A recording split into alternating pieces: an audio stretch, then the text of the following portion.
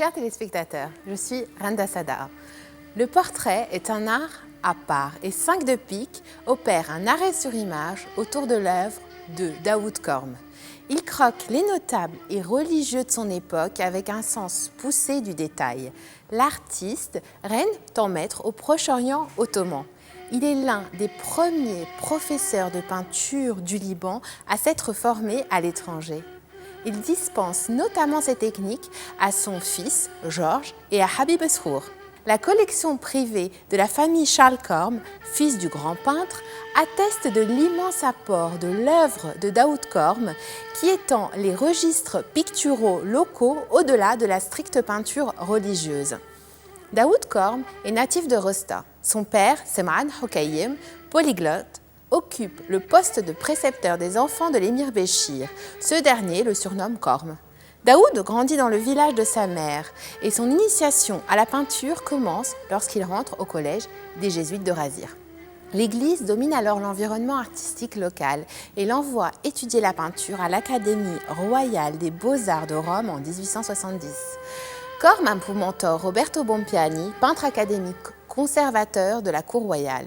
Le jeune étudiant fréquente aussi d'autres institutions telles que l'Académie Saint-Luc. Il visite musées, galeries, églises italiennes. Il y copie les œuvres des grands maîtres de la Renaissance. Raphaël ou Michel-Ange resteront ses références. L'autorisation de peindre le portrait du pape Pie IX couronne sa carrière italienne. Korm intègre le cercle fermé des peintres de la cour du roi Léopold II de Belgique avant de s'installer à Beyrouth en 1878. Il y peint les religieux vêtus de noir, des œuvres destinées aux églises, mais aussi des portraits de la bourgeoisie avec ses hommes dignes, sévères, des femmes aux luxueuses toilettes.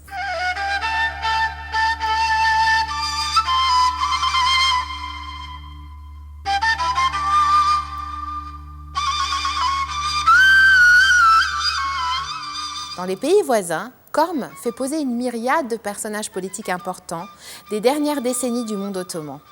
Le peintre participe à des expositions prestigieuses en Europe, notamment l'exposition universelle de Paris en 1900.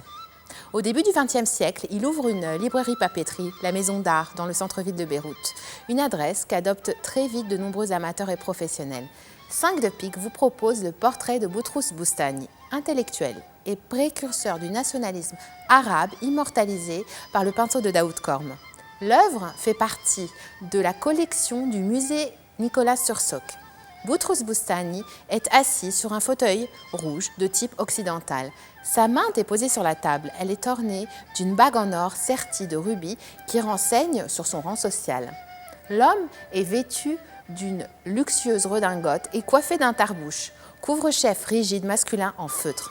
Il aborde un sherwal, pantalon bouffant en velours. Sa large ceinture de soie rappelle l'importance de cette matière première au Liban. Le Liban a en effet été le pays de la soie durant plusieurs siècles.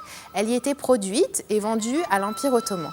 La tenue du modèle indique la saison hivernale. Cette œuvre rappelle à quel point nos vêtements furent influencés par toutes les civilisations qui occupèrent notre pays.